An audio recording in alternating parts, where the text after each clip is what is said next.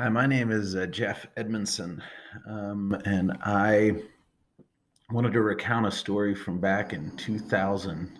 It was actually February of 2000, only a few months before I got back from the Peace Corps, where I had served about 3.5 years actually as a fish farming volunteer and volunteer leader in the country of Gabon. I came back and thought I was going to get into international development and ended up finding my way to working with a guy named Coleman McCarthy, who was a Washington Post columnist and had been teaching peace for multiple decades all over Washington, D.C., whether it was the Juvenile Justice Center, public high schools, or Georgetown Law. He had a network of teachers, and he asked me, as one of his former roles was to write speeches for Sergeant Shriver, who founded the Peace Corps, if I would join him in teaching a few of those courses. And it ended up leading to a role at Woodrow Wilson Senior High School in Tenleytown of Washington, D.C., where I would be what they called the Peaceable Schools Coordinator. They thought the title was perfect because peace was in my previous title. And the first day I remember working was really informative.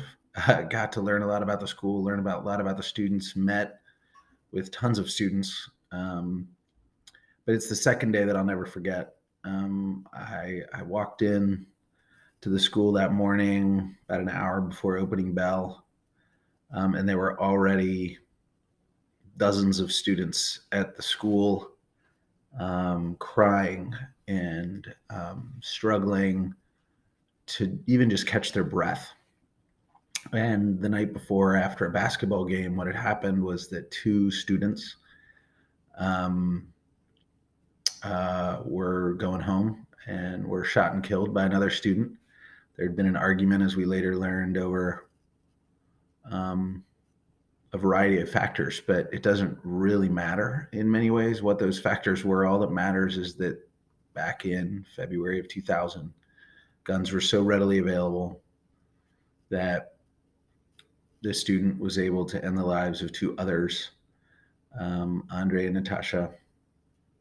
And the absolute visceral pain is what will always stick with me, of so many students that Andre and Natasha had touched with their kindness,